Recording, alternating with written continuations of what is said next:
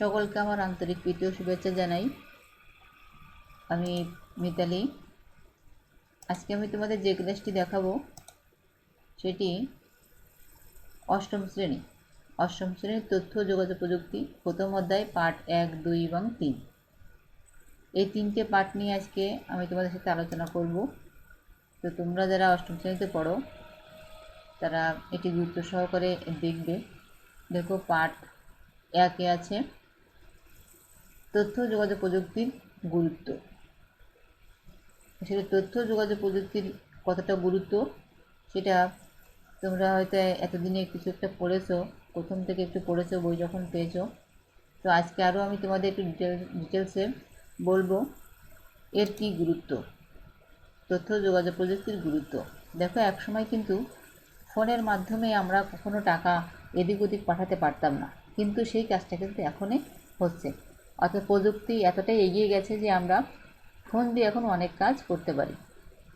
প্রত্যেকের কাছে ফোন থাকে এবং ফোন দিয়ে আমরা কিন্তু টাকা পাঠাতে পারি। এটা সম্ভব হয়েছে এই প্রযুক্তির কারণে। তোমাদের এই ছবিটা কিন্তু প্রথমেই আছে। তো আমরা দেখি এবার একটা গল্প আছে, একটা বাড়ির একটা গল্প আছে। সেটা কি, এখানে নীলিমাদের বাড়িতে আজ ঈদের দিনের মতো আনন্দ, কারণ অনেক দিন পর ঢাকা থেকে নীলিমার বড় ভাই বাড়িতে আসবে। নীলিমা ও হুমায়ুন তাদের বাবা মার 2 সন্তান। ওদের বাড়ি বাংলাদেশের উত্তরের জেলাগুলোর অন্যতম কুড়িগ্রাম জেলার ভুরঙ্গামারী উপজেলায়। সদর থেকে একটু এগোলেই ওদের বাড়ি। ওদের বাবা জয়নাল মিয়া মধ্যপ্রাচ্যের একটি দেশে চাকরি করেন। নীলিমা এবছর অষ্টম শ্রেণীতে উঠেছে। ইতিপূর্বে সে প্রাথমিক শিক্ষা সমাপনী পরীক্ষাতে বৃত্তি পেয়েছিল, তাই ভালো শিক্ষার্থী হিসেবে গ্রামের সবাই নীলিমাকে পছন্দ করে। নীলিমার ভাই হুমায়ুনও ভালো শিক্ষার্থী। যে বছর হুমায়ুন ঢাকায় বাংলাদেশ প্রকৌশলী বিশ্ববিদ্যালয়ের বুয়েট ভর্তি হয়, সে বছর ওদের উপজেলা থেকে এই একমাত্র শিক্ষার্থী ছিল যে বুয়েট পড়ার সুযোগ পায়। হুমায়ুন এখন ঢাকায় একটি বেসরকারি সফটওয়্যার কোম্পানিতে চাকরি করে। বাড়িতে নীলিমা ও নীলিমার মায়ের সঙ্গে ওদের দাদা ও দাদি থাকেন। তাহলে একটা পরিবারের কথা এখানে বলেছে। নীলিমাদের বাড়ি, তাহলে নীলিমারা কয় ভাই বোন? 2 ভাই বোন। ও নীলিমা এবং তার ভাইয়ের নাম হচ্ছে হুমায়ুন। এবং ওদের ওদের বাড়িটা একটু গ্রামের দিকে। নীলিমার ভাই ঢাকায় থাকে বলে ও বাড়ি আসছে। ও বাবা মা খুব আনন্দিত, এবং যখন ছেলে মেয়ে দূরে থাকে তখন যখন বাড়ি আসে সবারই একটু আনন্দ হয়। তাই ওদের বাড়ি ঈদের মতো একটা আনন্দ। এবার ও যেহেতু দাদা বাড়িতে থাকে, দাদা মানে একটু বুড়ো হয়ে গেছে, আগের কালের দিনের কথা। দাদার চিন্তাভাবনা সেরকম, বর্তমানে যে চিন্তাভাবনা তা সেরকম না। তাই ও দাদা একটা পেপারে পড়েছে যে বিসিএসের সার্কুলার দিয়েছে, বিসিএসে ভর্তি হওয়া যাবে। ভর্তি হতে গেলে অনেক প্রক্রিয়া আছে, কিন্তু সেইটা ভেবে ও দাদা খুব চিন্তা করছে। কিন্তু নীলিমা তার আগে ওর ভাইয়ের সঙ্গে কথা বলেছে যে কি করা যায় এই ভর্তি সম্পর্কে। তখনও দাদা তাকে মানে আশ্বস্ত করেছে যে কোনো সমস্যা নেই, ল্যাপটপের মাধ্যমে আমি এই কাজটা করতে পারবো। কিন্তু ওর দাদা খুব চিন্তায় আছে যে কীভাবে গ্রামে কীভাবে সে ভর্তি হবে। আগের দিনের কথা চিন্তা করছে যে একটা ভর্তি প্রক্রিয়া অনেক কিছু করতে হতো, পায়ে হেঁটে যেতে হতো, তারপরে ভর্তি হওয়ার জন্য যে কাগজপত্র সেগুলো জোগাড় করতে হতো, অনেক খাটনি ছিল। এখন ওর ভাই কী করলো, সন্ধ্যের পরে ল্যাপটপ নিয়ে বসে মডেমটা খাটিয়ে ওর সে ভর্তি পরীক্ষাটি করে ফেললো এবং সবাইকে নিয়ে আনন্দ করলো। তাহলে দেখো, এখানে প্রক্রিয়া করেছে কিসের? এই প্রযুক্তি প্রক্রিয়াকরণ করে এই ভর্তির কাজটা কিন্তু করে ফেললো খুব দ্রুত ঘরে বসেই। তাহলে প্রযুক্তি আমাদের কতটা এগিয়ে নিয়ে গেছে আমরা এটা জানতে পারলাম। এবার দেখো, আমাদের পার্ট 2-তে আছে কর্মসৃজন ও কর্মপ্রাপ্তিতে তথ্য যোগাযোগ প্রযুক্তি। কর্মসৃজন এবং কর্মপ্রাপ্তি দুটো কথা কিন্তু এখানে। একটা হচ্ছে কর্মসৃজন, অর্থাৎ কর্মসৃজন মানে সৃষ্টি করা, কর্মপ্রাপ্তি মানে হচ্ছে কাজ পাওয়া। মানে এই তথ্য যোগাযোগ প্রযুক্তির মাধ্যমে আমরা কীভাবে কাজ সৃষ্টি করতে পারি এবং কাজ পেতে পারি। এবার আমরা পার্ট 2 সেটা দেখব। দেখো, এখানে একটা কথা লেখা আছে, তথ্য যোগাযোগ প্রযুক্তির প্রয়োগের ফলে উৎপাদনশীলতা বৃদ্ধি পেয়েছে, যা বাঙালি শিক্ষাবিদ ও বর্তমানে আমেরিকার Massachusetts institute of technology MIT অধ্যাপক ডক্টর ইকবাল কাদির এর মতে সংযুক্তি উৎপাদনশীলতা। কানেক্টিভিটি ইজ প্রোডাক্টিভিটি, অর্থাৎ প্রযুক্তিতে জনগণের সংযুক্তি বাড়লে তাদের উৎপাদনশীলতা বাড়ে, ফলে তৈরি হয় নতুন নতুন কর্মসংস্থান। অর্থাৎ এই প্রযুক্তি যদি তুমি ব্যবহার করো, মানে যুক্ত হও, মানে প্রযুক্তির সাথে তুমি যদি যুক্ত হও, তাহলে তোমার উৎপাদন বাড়বে। অর্থাৎ তুমি যদি এই নিয়ে কাজ করো, এর সাথে সবসময় থাকো, এর ভালো মন্দর দিক যদি তুমি দেখো, মানে প্রযুক্তি নিয়ে যদি কাজ করো, তাহলে তোমার কী হবে, উৎপাদনশীলতা বাড়বে এবং নতুন নতুন কর্ম সৃষ্টি হবে এই প্রযুক্তির মাধ্যমে। এরপরে দেখো আরেকটা কথা কী আছে, তথ্য প্রযুক্তির ব্যবহার ফলে একজন কর্মী অনেক বেশি দক্ষ হয়ে ওঠে, ফলে অনেক প্রতিষ্ঠানই অল্প কর্মী দিয়ে বেশি কাজ করিয়ে নিতে পারে। তার মানে কী বলেছে, তুমি যদি তথ্য প্রযুক্তিতে তুমি যদি দক্ষ হও, তাহলে কী হবে, তুমি অনেকগুলো কাজ করতে পারবে। এবং এখন প্রতিষ্ঠানগুলো কিন্তু এরকমই চায়, দক্ষ একজন কর্মী চাই, যার মাধ্যমে অনেকগুলো কাজ করা যেতে পারে। অনেক 3-4 জনের লোকের কাজ একাই করতে পারবে যদি সে ভালো প্রযুক্তির, তার ভিতরে যে প্রযুক্তির অনেকগুলো দক্ষতা থাকে। এই উদাহরণ হিসেবে কী বলেছি এখন দেখো, আমরা সেইগুলো দেখি। কয়েকটা পয়েন্ট আছে এখানে, পয়েন্টগুলো আমরা দেখি এক এক করে। প্রথমটা কী আছে, বিভিন্ন কারখানায় বিপজ্জনক কাজগুলো মানুষের পরিবর্তে রোবট দিয়ে কাজ করা। অর্থাৎ মানুষের কাজ করতে গেলে অনেক সময় কী হয়, বিপদ হয়, কিন্তু রোবট যদি কাজ করা হয়, সেই কাজগুলো কিন্তু রোবট খুব সহজে করতে পারে। রোবটও কিন্তু প্রযুক্তির একটা প্রযুক্তি দিয়ে তৈরি করেছে রোবট। সেই রোবট কিন্তু এখন মানুষের অনেক উপকারে আসে। এরপরেরটা কি, কর্মস্থলে কর্মীদের উপস্থিতির সময়কাল, বেতন, ভাতাদি ইত্যাদির জন্য স্বয়ংক্রিয় সফটওয়্যার ব্যবহার করা। অর্থাৎ একটা প্রতিষ্ঠানে অনেকগুলো লোক থাকে, তাদের উপস্থিত কবে, কোথায় ছুটি নিল, কী কাজ করলো, এরকম কিন্তু হিসাব নিকাশ করা লাগে। তারপরে বেতন দেওয়া লাগে, ভাতাদি দেওয়া লাগে।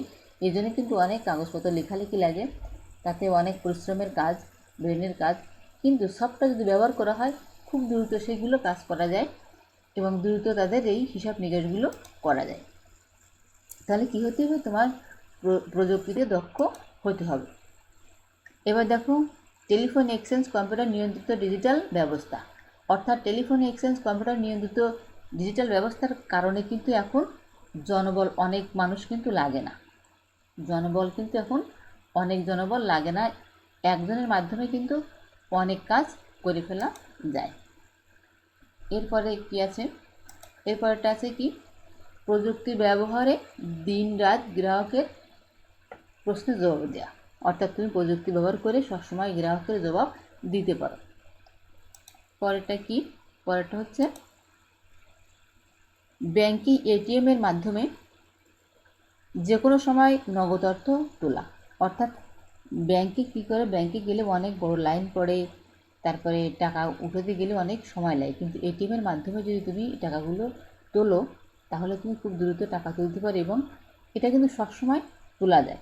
ব্যাংক যেরকম 4টে-5টা বা ওই সকাল 9টা থেকে 4টে কি 5টা পর্যন্ত এর ভিতরে ছাড়া টাকা তোলা যায় না, কিন্তু এটিএম মেশিনের মাধ্যমে কিন্তু সবসময় টাকাটা তোলা যায়। তাহলে প্রযুক্তি যদি আমরা ব্যবহার করি, অনেক কাজ আমাদের সহজে করা যায়, তবে সেই বিষয়ে আমাদের দক্ষ হতে হবে। এবার দেখো আরেকটা পয়েন্ট আছে এখানে, মোবাইল ফোনের বিস্তার এবং নতুন কর্মসৃজন। এই প্রযুক্তির মাধ্যমে আমাদের এখন মোবাইল ফোনের যেরকম বিস্তার ঘটেছে, তেমনি নতুন কর্মসৃজন, মানে কর্মসৃষ্টি হয়েছে। মোবাইল ফোনের মাধ্যমে কী কী কর্মসৃষ্টি হয়েছে আমরা তো দেখি। প্রথমে মোবাইল কোম্পানির কাজের সুযোগ। অর্থাৎ তুমি যদি প্রযুক্তিটা ভালো ব্যবহার করতে পারো, তোমার কোম্পানিতে একটা কাজ হতে পারে, তুমি আর বেকার থাকবে না, একটা কাজ তুমি করতে পারো। আবার মোবাইল ফোন সেট বিক্রয়, বিপণন, রক্ষণাবেক্ষণ। অর্থাৎ তুমি একটা দোকান দিয়ে মোবাইল ফোন বিক্রি করতে পারো, রক্ষণাবেক্ষণ করতে পারো। 3 নম্বর কী আছে, বিভিন্ন মোবাইল সেবা প্রদান। অর্থাৎ তুমি যদি এই সার্ভিসিংটা করতে পারো, অর্থাৎ সারাই কাজ করতে পারো, তাহলে তোমার একটা কর্মসংস্থান হয়ে যাবে। এরপর আছে নতুন কাজের সৃষ্টি, মোবাইল ব্যাংকিং। ওই যে প্রথম একটা ছবি ছিল তোমাদের, এখন কিন্তু মোবাইলের মাধ্যমে টাকা পয়সা আদান প্রদান করে। এটা কিন্তু একটা ভালো কাজ, মানুষের উপকারও হয় আর নিজের কিছু অর্থও উপার্জন হয়। তো এইগুলো হচ্ছে আমাদের মোবাইল ফোন দ্বারা এই কাজগুলো আমরা করতে পারি, যদি আমরা এই সম্পর্কে কিছু ধারণা আমাদের থাকে। তারপর আরেকটা পয়েন্ট হচ্ছে ঘরে বসে আয়। এখন কিন্তু ঘরে বসে আয় করা যায়, যারা একটু প্রযুক্তিতে ভালো দক্ষ তারা কিন্তু এই ঘরে বসে এখন অনেক ইনকাম করে। কীভাবে ইনকাম করে দেখো, এখানে একটা কথা লেখা আছে কীভাবে এই ঘরে বসে ইনকামটা করা যায়। ইন্টারনেটের বিকাশের ফলে বর্তমানে তৃতীয় বিশ্বের দেশগুলোর জন্য ঘরে বসে অন্য দেশের কাজ করে দেওয়ার সুযোগ সৃষ্টি হয়েছে। বিশ্বের বিভিন্ন দেশের প্রতিষ্ঠান তাদের নিজেদের অনেক কাজ, যেমন ওয়েবসাইট উন্নয়ন, রক্ষণাবেক্ষণ, মাসিক বেতন ভাতার বিল প্রস্তুতকরণ, ওয়েবসাইটের তথ্য সংযুক্তকরণ, সফটওয়্যার উন্নয়ন ইত্যাদি অন্য দেশের কর্মীদের মাধ্যমে সম্পন্ন করে থাকে। অর্থাৎ ইন্টারনেট এর মাধ্যমে আমরা যে কাজগুলো করতে পারি, অর্থাৎ তুমি যদি আইসিটি ভালো দক্ষ হও, বিভিন্ন সফটওয়্যার সম্পর্কে জানো, তুমি যদি এই যে এখানে যে কথাগুলো লেখা আছে ঘরে বসে আয় কী করে করা যায়, তুমি যদি ভালো সফটওয়্যার ইঞ্জিনিয়ার হও, তুমি যদি ওয়েবসাইট ডেভেলপ করতে পারো, রক্ষণাবেক্ষণ করতে পারো, তুমি যদি এই একটা ওয়েবসাইট এর উন্নয়ন কী করে করে সেই কাজটা করতে পারো, তাহলে কী হবে, তোমার বিদেশ থেকে তোমাকে হায়ার করবে। বিদেশ থেকে কেন হায়ার করবে? বিদেশে যে লোকগুলো আছে, অর্থাৎ আমাদের দেশের টাকার একটা মান কিন্তু আছে। আমাদের দেশের টাকার মান হচ্ছে কম, ওই দেশের টাকার মান হচ্ছে অনেক বেশি। অর্থাৎ ওই দেশের ওরা কী করে, আমাদের দেশের লোকগুলোকে হায়ার করে। কেন করে? কম টাকায় আমাদের দেশের লোকগুলো কাজ করতে পারে, কারণ ওইখানে যদি 1 টাকা হয় এদেশে কেন নয়, $1 হলে এই দেশের 114 টাকা ডলার হিসেবে, মানে এটা হচ্ছে কখন বেশি হয় কখন আবার কম হয়। তাহলে $1 ওই দেশের কিন্তু সেরকম কিছু হয় না, কিন্তু আমাদের দেশে $1 120 টাকা বা 110 টাকা এরকম যদি বাটা হয়, তাহলে আমাদের কিন্তু সেই টাকাতে অনেক উন্নতি হয়। কিন্তু ওদের কিন্তু সেই $1 কোনো কাজ হয় না, এই জন্য ওই দেশের কর্মীগুলো কাজ করতে চায় না। কিন্তু ওই অল্প টাকা দিয়ে এই বাইরের দেশগুলো, যেমন আমাদের বাংলাদেশ, বাইরের দেশগুলো কিন্তু সহজেই কর্মী খুঁজে পাওয়া যায়। এই জন্য ওরা কী করে, এই দেশ থেকে বা আশেপাশে যে দেশগুলো থেকে কর্মী হায়ার করে, মানে অল্প টাকা দিয়ে বেশি কর্মী ওরা হায়ার করতে পারে, কাজগুলো সুন্দর করে করতে পারে। এই কাজগুলো কি বলা হয়? এই কাজগুলোকে বলা হয়েছে আউটসোর্সিং, অর্থাৎ ঘরে বসে ইনকাম করা।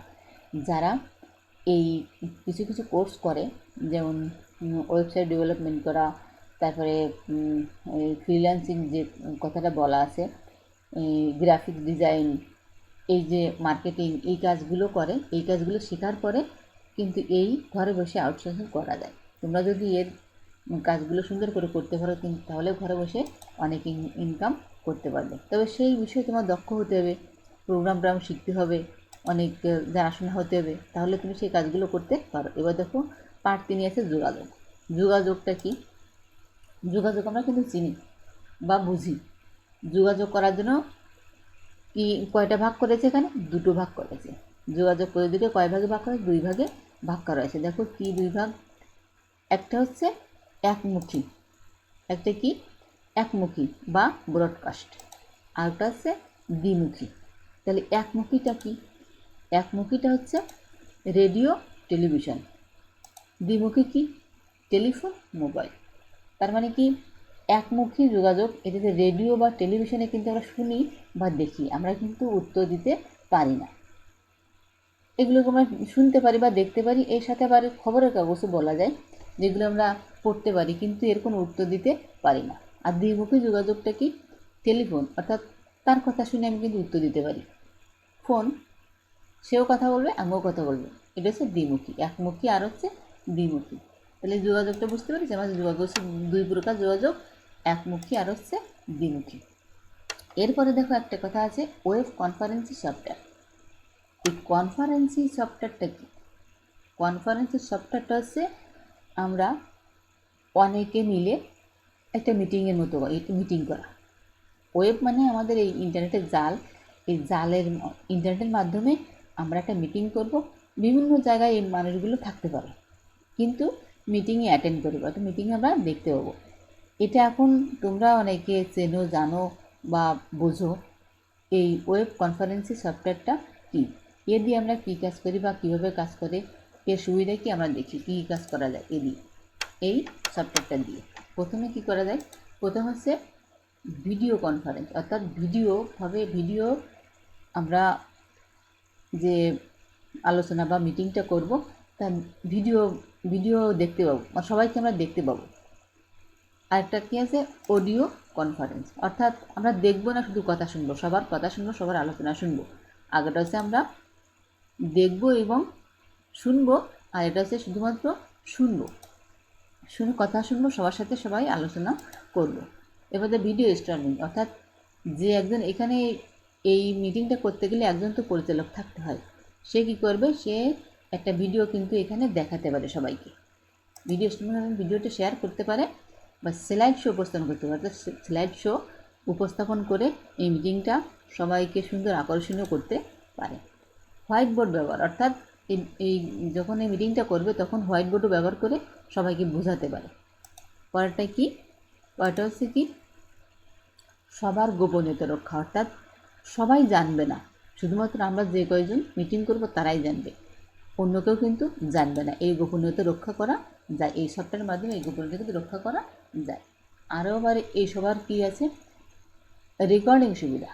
এই যে এই মিটিংটাকে আবার রেকর্ড করা যায়। তাহলে ওয়েব কনফারেন্সে তোমরা নিশ্চয়ই বুঝতে পেরেছো কি, একটা ছবি দেখলে তোমরা আরও বেশি বুঝতে পারবে। দেখো আমি একটা ছবি দেখাই তোমাদের, এই ছবির মাধ্যমে তোমরা কিন্তু আরও বেশি বুঝতে পারবে এই ওয়েব কনফারেন্সটা কী। এই দেখো একটা ছবি আছে, এই যে এটা হচ্ছে একজনে পরিচালনা করছে, এই যে অনেকে তার সাথে যুক্ত হয়েছে, অর্থাৎ এই যে ভিডিও কনফারেন্স, এটা কী হচ্ছে, এটা হচ্ছে ভিডিও কনফারেন্স, মানে ভিডিওর মাধ্যমে সবাইকে একসাথে আমরা মিটিং করছি। এইগুলো করে কোন কোন সফটওয়্যার বা কোন কোন ওয়েব এখানে আছে দেখো, যেমন জুম, এই অ্যাপ, কোন কোন অ্যাপ আছে, জুমের মাধ্যমে কিন্তু এই মিটিংটা করা যায়। তারপরে ফেস টাইমে এই মিটিং করা যায়, মেসেঞ্জার করা যায়, তারপরে কি মাইক্রোসফট টিম, এটা দিয়েও সেই মিটিংটা করা যায়। তারপরে আছে সিসকো ওয়েবএক্স, এটাতে করা স্কাইপি, এর মাধ্যমে করা যায় গুগল মিট, এগুলোর মাধ্যমে কিন্তু এই মিটিংটা করা যায়। তাহলে ওয়েব কনফারেন্সে আশা করি তোমরা বুঝতে পেরেছো ওয়েব কনফারেন্সটা কী। তাহলে আমি আজকে তোমাদের কী কী শিখালাম, 1, 2, 3 পাঠে কী আছে,